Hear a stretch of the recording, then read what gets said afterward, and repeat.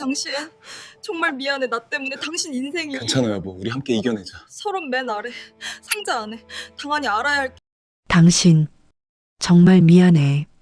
나 때문에 당신 인생이. 괜찮아, 여보. 우리 함께 이겨내자. 서랍 맨 아래, 상자 안에. 당신이 알아야 할 게 있어. 무슨 말이야? 지금 무슨. 미안해. 정말. 미안해. 여보, 여보. 깨어나, 제발. 45살 남자 박준혁은 15년 동안 불치병으로 고통받던 아내를 간호했습니다. 그리고 아내가 세상을 떠난 후 그녀의 서랍에서 오래된 임신 테스트기를 발견했습니다. 거기에는 양성 반응과 함께 날짜가 적혀 있었습니다. 2009년 6월, 바로 아내가 병 진단을 받기 한 달 전이었습니다. 이것은 한 남자가 15년 만에 알게 된 충격적인 진실에 관한 이야기입니다. 박준혁은 45살의 평범한 남자였습니다. 15년 전까지만 해도 그는 중견기업의 유망한 과장이었고 사랑하는 아내 이지은과 행복한 신혼생활을 즐기고 있었습니다. 두 사람은 대학 동기로 만나 7년 연애 끝에 결혼했고 결혼 3년 차에는 아이를 가질 계획을 세우고 있었습니다. 하지만 2009년 7월 지은이 갑자기 쓰러졌습니다. 병원에서 내린 진단은 루게릭병이었습니다. 근육이 점점 퇴화되어 결국에는 스스로 움직일 수 없게 되는 불치병이었습니다. 의사는 말했습니다. 앞으로 5년에서 10년 정도의 시간이 남았다고, 점점 악화될 것이라고 말입니다. 준혁과 지은은 충격에 빠졌습니다. 아직 30이었던 두 사람에게 이것은 너무나 가혹한 선고였습니다. 처음 몇 년은 지은이 스스로 거동할 수 있었습니다. 다만 조금씩 힘이 빠지고 피곤해지는 정도였습니다. 준혁은 회사를 다니면서도 최대한 아내를 돌봤습니다. 하지만 5년이 지나자 지은의 상태는 급격히 악화되었습니다. 혼자서는 걷기도 힘들어졌고 식사도 도움 없이는 할 수 없게 되었습니다. 준혁은 고민 끝에 회사를 그만두었습니다. 아내를 제대로 돌보기 위해서는 전업으로 간병해야 했습니다. 회사에서는 만류했지만 준혁의 결정은 확고했습니다. 상사는 아쉬워하며 준혁을 보냈고 동료들은 준혁의 선택을 존경했습니다. 하지만 준혁에게는 선택의 여지가 없었습니다. 사랑하는 아내를 혼자 두고 회사에 다닐 수는 없었습니다. 그 후 10년 동안 준혁은 오직 아내만을 돌봤습니다. 아침에 일어나면 가장 먼저 아내를 씻기고 식사를 도와주고 약을 챙겨드렸습니다. 낮에는 아내와 대화를 나누고 TV를 함께 보고 책을 읽어주었습니다. 밤에는 몇 시간마다 깨어나 아내의 자세를 바꿔주고 불편한 곳이 없는지 확인했습니다. 준혁의 하루는 온전히 아내를 위한 시간이었습니다. 경제적으로는 어려웠습니다. 회사를 그만두면서 수입이 끊겼고 병원비와 약값이 계속 들어갔습니다. 준혁은 평생 모은 저축을 조금씩 쓰면서 버텼습니다. 가끔 프리랜서로 일을 받아 돈을 벌기도 했지만 아내를 돌보는 것이 최우선이었기에 많은 일을 할 수 없었습니다.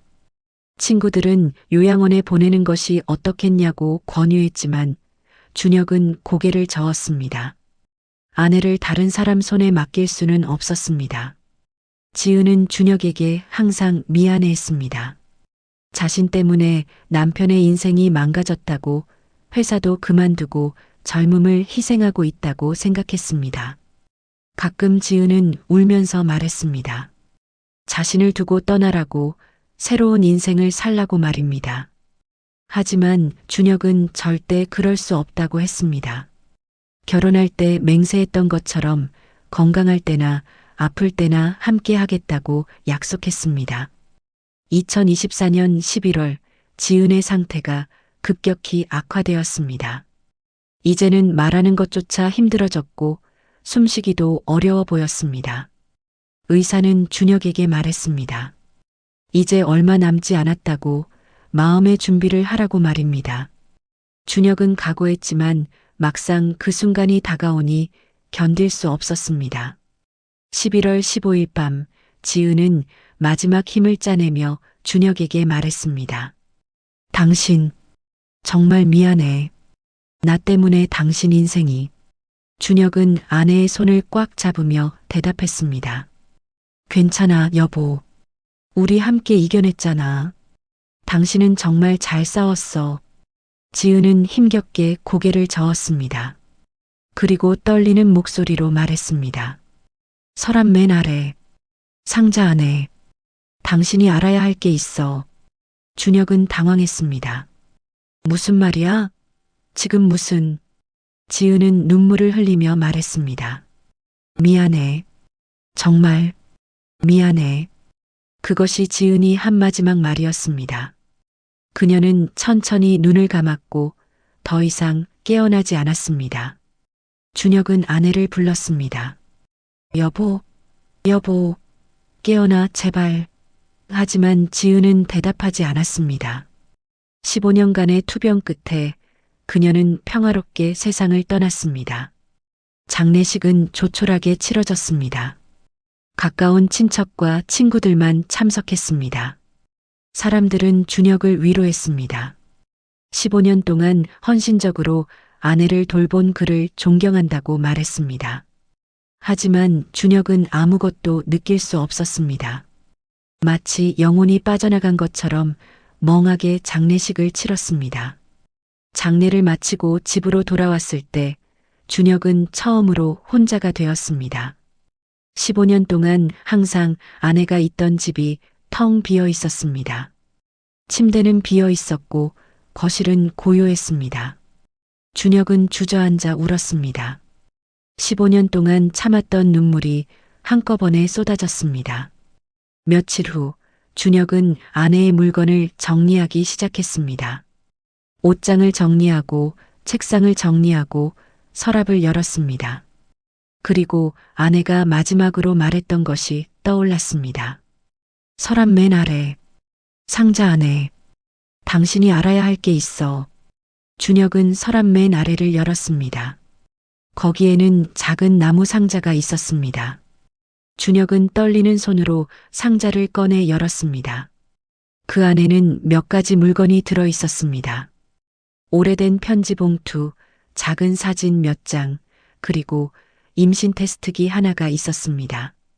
준혁은 임신 테스트기를 집어들었습니다. 플라스틱이 오래되어 조금 누렇게 변색되어 있었지만 두 줄이 선명하게 보였습니다.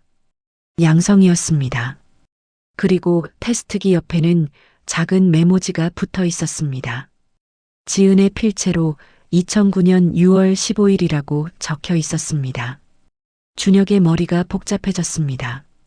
2009년 6월, 그때는 지은이 병 진단을 받기 한 달 전이었습니다. 지은이 임신했었다는 것일까? 하지만 준혁은 그런 이야기를 들은 적이 없었습니다. 지은은 임신 사실을 말하지 않았습니다. 준혁은 급히 봉투를 열었습니다. 그 안에는 편지가 들어 있었습니다. 지은의 필체였습니다. 준혁은 떨리는 손으로 편지를 펼쳤습니다. 그리고 읽기 시작했습니다. 사랑하는 당신에게. 이 편지를 읽고 있다면 나는 이미 세상을 떠났을 것입니다. 15년 동안 당신 곁에 머물 수 있어서 행복했습니다. 당신의 헌신과 사랑이 없었다면 나는 하루도 버티지 못했을 것입니다. 정말 고마웠습니다. 하지만 당신에게 고백해야 할 비밀이 있습니다. 2009년 6월 나는 임신했었습니다. 당신의 아이를 가진 것을 알았을 때 나는 세상에서 가장 행복한 사람이었습니다. 우리가 그토록 원하던 아이가 생겼으니까요. 하지만 그로부터 2주 후 나는 이상한 증상을 느끼기 시작했습니다. 몸에 힘이 빠지고 손이 떨렸습니다. 병원에 갔고 여러 검사를 받았습니다. 그리고 7월에 진단을 받았습니다. 루게릭병이라고. 준혁은 편지를 읽으며 눈물이 흘렀습니다. 지은이 임신했었다는 것, 그리고 병 진단을 받았다는 것을 알게 되었습니다. 하지만 왜 지은은 임신 사실을 말하지 않았을까요? 준혁은 계속해서 편지를 읽었습니다. 의사는 말했습니다. 임신을 유지하는 것이 위험하다고. 루게릭병은 진행성 질환이고 임신으로 인한 신체 변화가 병을 더 빠르게 악화시킬 수 있다고 했습니다. 그리고 아기에게도 영향을 줄 수 있다고 했습니다. 의사는 임신 중절을 권유했습니다. 나는 고민했습니다. 정말 오랫동안 고민했습니다. 아기를 지킬 것인가 아니면 내 건강을 위해 포기할 것인가. 하지만 가장 큰 고민은 당신이었습니다. 당신에게 이 사실을 알려야 할지 말아야 할지 고민했습니다. 만약 당신에게 말한다면 당신은 분명 아기를 지키자고 할 것입니다. 당신은 그런 사람이니까요. 하지만 그렇게 되면 나의 병은 더 빠르게 악화될 것이고 당신에게 더 큰 부담을 주게 될 것입니다. 나는 그것을 원하지 않았습니다. 준혁은 편지를 읽으며 울기 시작했습니다. 지은이 혼자 그런 고민을 했다는 것이 너무나 가슴 아팠습니다. 왜 자신에게 말하지 않았을까요? 함께 결정할 수 있었는데 말입니다. 편지는 계속되었습니다. 결국 나는 결정했습니다. 임신을 중절하기로 했습니다. 그것이 당신과 나를 위한 최선의 선택이라고 생각했습니다. 의사의 말에 따르면 임신을 유지하면 나의 수명이 5년 이상 단축될 수 있다고 했습니다. 나는 당신과 조금이라도 더 오래 함께 있고 싶었습니다. 2009년 7월 말 나는 혼자 병원에 갔습니다. 당신에게는 친구를 만나러 간다고 거짓말을 했습니다. 그리고 수술을 받았습니다. 그날의 고통은 평생 잊을 수 없습니다. 육체적 고통보다 정신적 고통이 더 컸습니다. 우리 아이를 지키지 못했다는 죄책감이 나를 괴롭혔습니다. 당신에게 말하지 못한 것도 평생의 짐이 되었습니다. 하지만 나는 여전히 그것이 옳은 선택이었다고 믿습니다. 만약 아기를 낳았다면 나는 아이가 몇 살도 되기 전에 세상을 떠났을 것입니다. 그리고 당신은 어린 아이와 병든 아내를 동시에 돌봐야 했을 것입니다. 그것은 너무 가혹한 일입니다. 대신 나는 당신과 15년을 함께 할 수 있었습니다. 의사의 예상보다 훨씬 오래 살았습니다. 그것은 당신의 헌신 덕분입니다. 당신이 나를 그토록 잘 돌봐주었기에 나는 기적적으로 오래 버틸 수 있었습니다. 준혁은 편지를 읽으며 복잡한 감정에 휩싸였습니다. 지은의 선택을 이해할 수 있었습니다. 그녀는 자신과 조금이라도 더 오래 함께 있기 위해 그런 선택을 했던 것입니다. 하지만 동시에 함께 결정할 기회조차 주지 않았다는 것이 서운했습니다. 편지의 마지막 부분이었습니다. 당신 정말 미안합니다. 15년 동안 이 비밀을 안고 살았습니다. 매일 밤 당신이 잠든 후 나는 혼자 울었습니다. 우리 아이를 생각하며 울었습니다. 만약 아이가 태어났다면 지금쯤 15살이 되었을 것입니다. 어떤 모습일까 상상하곤 했습니다. 하지만 후회는 하지 않습니다. 나는 당신과 15년을 함께했고 그 시간이 너무나 소중했습니다. 당신의 사랑을 충분히 받았고 행복했습니다. 다만 당신에게 미안할 뿐입니다. 이제 나는 떠나지만 당신은 남아 있습니다. 부디 행복하게 살아주세요. 새로운 사랑을 만나고 가정을 꾸리고 아이를 낳아 행복하게 살아주세요. 그것이 나의 마지막 소원입니다. 15년 동안 나를 사랑해줘서 고마웠습니다. 사랑합니다, 준혁 씨. 영원히 당신을 사랑합니다. 마이너스 지은. 준혁은 편지를 다 읽고 바닥에 주저앉았습니다.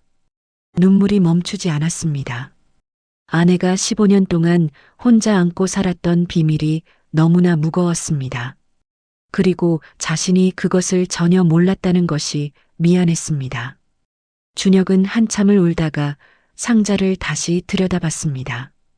아직 보지 않은 것들이 남아 있었습니다. 작은 사진 몇 장이 있었습니다. 준혁은 사진을 하나씩 꺼내봤습니다. 첫 번째 사진은 초음파 사진이었습니다. 아주 작은 콩알만한 크기의 태아가 보였습니다. 사진 뒤에는 우리 아기 7주라고 적혀 있었습니다. 두 번째 사진도 초음파 사진이었습니다. 조금 더 자란 태아의 모습이었습니다. 9주 잘 자라고 있어라고 적혀 있었습니다. 준혁은 사진을 보며 가슴이 찢어지는 듯한 고통을 느꼈습니다. 이것이 자신의 아이였습니다. 태어나지 못한, 만나지 못한 자신의 아이였습니다. 세 번째는 지은이 쓴 것으로 보이는 일기장 한 페이지였습니다. 2009년 6월 20일자였습니다. 오늘 초음파 검사를 받았다. 우리 아기가 건강하게 자라고 있다. 준혁에게 말해야 하는데 아직 용기가 나지 않는다. 몸이 점점 이상해지고 있다. 무섭다. 하지만 아기는 지키고 싶다. 네 번째 페이지는 7월 5일자였습니다. 오늘 진단을 받았다. 루게릭병이라고 한다. 세상이 무너지는 것 같다. 의사는 임신을 중절하라고 했다. 하지만 어떻게 그럴 수 있겠는가. 이것은 준혁과 나의 아이인데. 다섯 번째 페이지는 7월 20일자였습니다. 결정했다. 아기를 포기하기로 했다. 가슴이 찢어진다. 하지만 이것이 준혁을 위한 길이다. 만약 내가 아기를 낳고 일찍 죽는다면 준혁은 어린 아이를 혼자 키워야 한다. 그것은 너무 가혹하다. 차라리 나와 조금이라도 더 오래 함께 있는 것이 낫다. 마지막 페이지는 7월 28일자였습니다. 오늘 수술을 받았다. 준혁에게 거짓말을 했다. 친구 만나러 간다고. 수술은 금방 끝났다. 하지만 마음의 상처는 평생 남을 것 같다. 미안해, 우리 아기. 엄마가 너를 지켜주지 못해서. 그리고 준혁, 미안해. 당신에게 말하지 못해서. 준혁은 일기장 페이지들을 읽으며 또다시 울었습니다. 지은이 얼마나 고통스러웠을지 상상이 되었습니다. 혼자 그 모든 것을 결정하고 혼자 고통을 감내했던 아내가 너무나 안쓰러웠습니다. 상자 바닥에는 마지막으로 작은 봉투가 하나 더 있었습니다. 준혁은 봉투를 열었습니다. 그 안에는 아기 신발 한 켤레가 들어 있었습니다. 아주 작은 갓난아기용 신발이었습니다. 분홍색과 파란색이 섞인 중성적인 색깔이었습니다. 신발 옆에는 쪽지가 있었습니다. 태어났다면 선물하고 싶었던 첫 신발. 미안해, 우리 아기. 준혁은 작은 신발을 손에 쥐고 한참을 울었습니다. 아내가 15년 동안 이 신발을 간직하고 있었다는 것이, 그리고 아기를 잊지 못했다는 것이 너무나 슬펐습니다. 며칠 동안 준혁은 아무것도 할 수 없었습니다. 아내가 남긴 편지와 사진들을 반복해서 읽고 봤습니다. 15년 전 여름에 있었던 일을 떠올려 봤습니다. 당시 지은이 친구를 만나러 간다고 했던 날, 준혁은 아무 의심 없이 집에서 기다렸습니다. 지은이 돌아왔을 때 조금 창백해 보였지만 준혁은 피곤해서 그런가 보다 생각했습니다. 그리고 일주일 후 지은이 쓰러졌고 병원에서 루게릭병 진단을 받았습니다. 준혁은 그때부터 아내를 돌보는데 모든 것을 쏟아부었습니다. 하지만 그 뒤에 이런 비밀이 숨어 있었다는 것을 전혀 몰랐습니다. 준혁은 복잡한 감정에 휩싸였습니다. 한편으로는 아내의 선택을 이해할 수 있었습니다. 그녀는 자신과 조금이라도 더 오래 함께 있기 위해, 그리고 자신에게 부담을 주지 않기 위해 그런 결정을 했던 것입니다. 하지만 다른 한편으로는 함께 결정할 기회조차 주지 않았다는 것이 서운했습니다. 만약 당시에 알았다면 어땠을까요? 준혁은 자신에게 물어봤습니다. 지은이 임신 사실과 병 진단을 함께 알려줬다면 자신은 어떤 선택을 했을까요? 준혁은 솔직히 확신할 수 없었습니다. 아마도 아기를 지키자고 했을 것입니다. 그리고 그렇게 되면 지은의 말대로 그녀는 훨씬 일찍 세상을 떠났을 것입니다. 준혁은 생각했습니다. 만약 아기가 태어났다면 지금쯤 15살이 되었을 것입니다. 중학생이 되어 학교에 다니고 있을 나이였습니다. 준혁은 상상해 봤습니다. 아이가 어떤 모습일지, 자신과 닮았을지 지은과 닮았을지 말입니다. 하지만 동시에 만약 아이가 있었다면 지난 15년이 어땠을지도 상상해 봤습니다. 지은은 아이가 몇 살 되기 전에 세상을 떠났을 것이고 준혁은 어린아이를 혼자 키우면서 아내의 죽음을 슬퍼했어야 했을 것입니다. 그리고 아이도 어머니 없이 자라야 했을 것입니다. 지은의 선택이 옳았을까요? 틀렸을까요? 준혁은 판단할 수 없었습니다. 다만 한 가지는 확실했습니다. 지은이 그 선택을 하면서 얼마나 고통스러웠을지, 그리고 15년 동안 그 비밀을 안고 살면서 얼마나 힘들었을지는 충분히 이해할 수 있었습니다. 준혁은 아내의 사진을 꺼내봤습니다. 결혼식 날 찍은 사진이었습니다. 행복하게 웃고 있는 지은의 모습이 보였습니다. 준혁은 사진 속 아내에게 말했습니다. 여보, 당신이 얼마나 힘들었을지 알아. 그리고 당신의 선택을 이해해. 당신은 최선을 다했어. 나를 위해, 우리를 위해 최선을 다했어. 시간이 지나면서 준혁은 조금씩 평정을 찾아갔습니다. 아내의 비밀을 알게 된 충격에서 벗어나 그녀의 선택을 이해하기 시작했습니다. 그리고 깨달았습니다. 지은이 자신에게 그 비밀을 말하지 않은 것은 자신을 보호하기 위해서였다는 것을 말입니다. 만약 15년 전에 그 사실을 알았다면 준혁은 평생 죄책감에 시달렸을 것입니다. 아내가 자신 때문에 아이를 포기했다는 생각에, 아내를 더 힘들게 했다는 생각에 괴로워했을 것입니다. 지은은 그것을 원하지 않았습니다. 남편이 죄책감 없이 자신을 돌볼 수 있기를 바랐습니다. 준혁은 아내의 지혜를 새삼 깨달았습니다. 그녀는 마지막 순간까지 남편을 생각했고 남편을 보호했습니다. 비밀을 무덤까지 가져갈 수도 있었지만 준혁이 진실을 알아야 한다고 판단했을 때만 알려주도록 했습니다.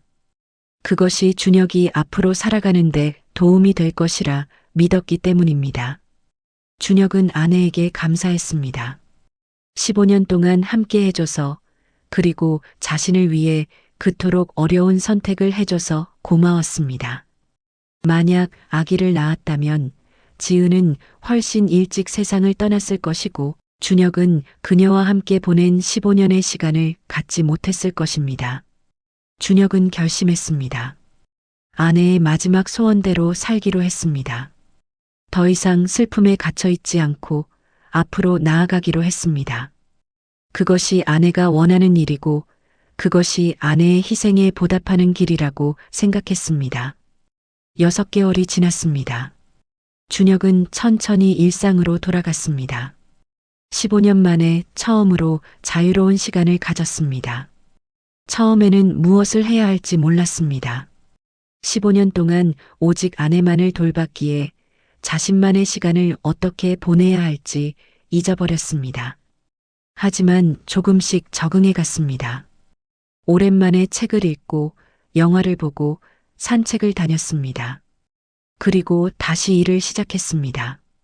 15년 전에 그만뒀던 분야는 아니었지만 프리랜서로 컨설팅 일을 시작했습니다. 경력 단절이 있었지만 준혁의 능력을 알아보는 회사들이 있었습니다.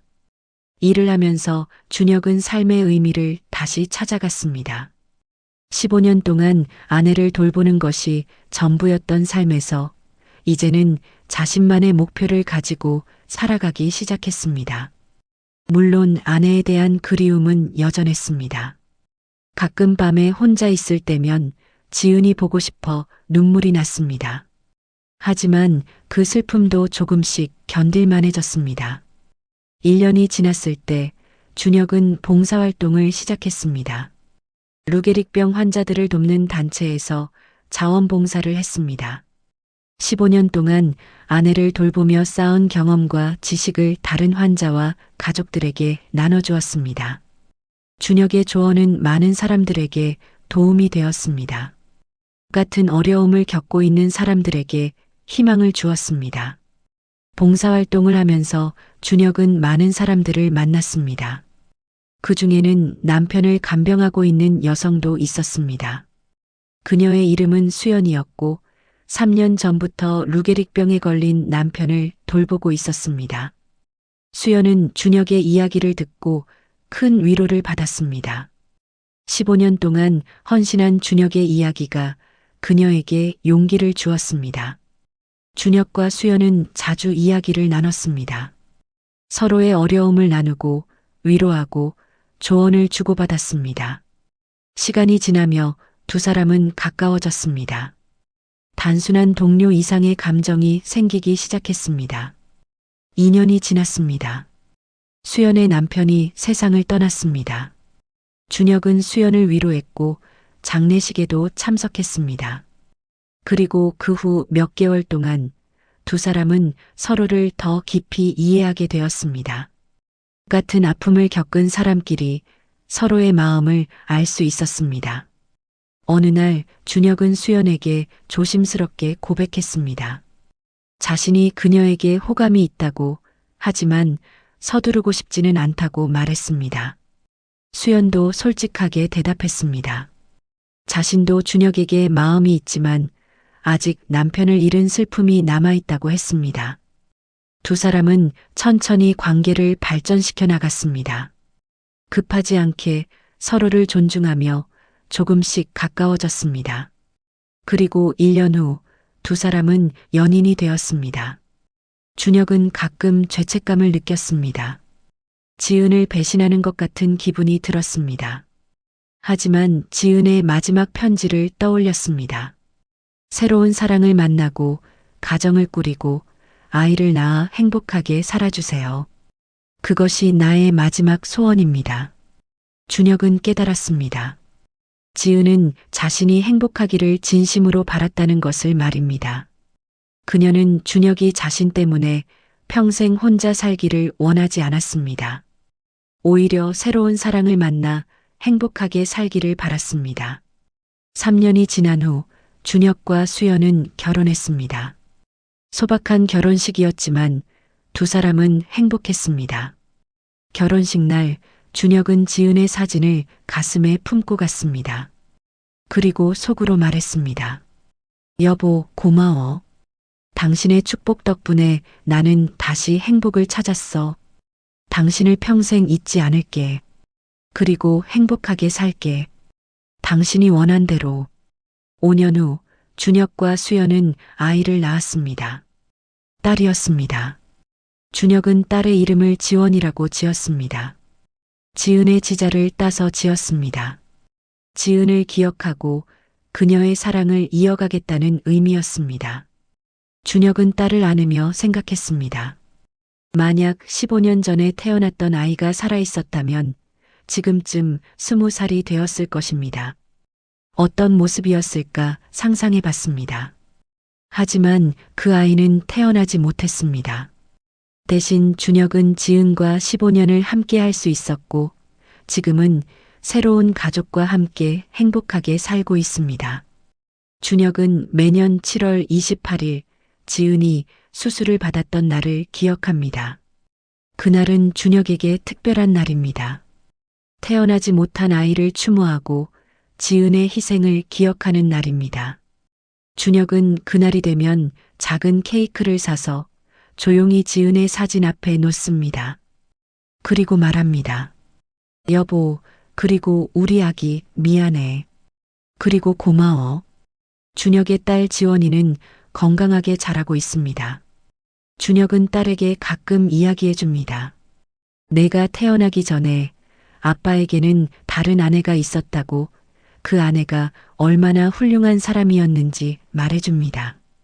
그리고 언젠가 딸이 다 자라면 15년 전 여름에 있었던 이야기도 들려줄 것입니다. 지은의 희생과 사랑에 대해 말입니다. 준혁은 깨달았습니다. 사랑은 여러 형태로 존재한다는 것을 말입니다. 지은에 대한 사랑, 수연에 대한 사랑, 그리고 딸 지원에 대한 사랑. 모두 다르지만 모두 소중합니다. 그리고 그 모든 사랑이 준혁의 삶을 풍요롭게 만들었습니다. 준혁은 매일 감사하며 살아갑니다. 지은이 남겨준 15년의 시간에 감사하고, 수연이 준 새로운 행복에 감사하고, 딸 지원이가 가져다 준 기쁨에 감사합니다. 그리고 무엇보다 살아있다는 것 자체에 감사합니다. 여러분, 오늘 이야기는 여기까지입니다. 사랑하는 사람을 위한 희생은 때로 말로 표현할 수 없을 만큼 큽니다. 지은처럼 혼자 고통을 감내하며 사랑하는 사람을 지키려는 이들이 우리 주변에 있을지 모릅니다. 그들의 사랑을 이해하고 감사하며 그 사랑에 보답하는 것이 우리가 할 수 있는 일입니다. 이 이야기가 여러분에게 작은 울림이 되었기를 바랍니다. 영상이 도움이 되셨다면 구독과 좋아요 부탁드립니다. 여러분의 구독과 좋아요는 더 감동적인 이야기를 만드는 큰 힘이 됩니다. 다음에도 더 의미 있는 이야기로 찾아뵙겠습니다. 시청해 주셔서 감사합니다.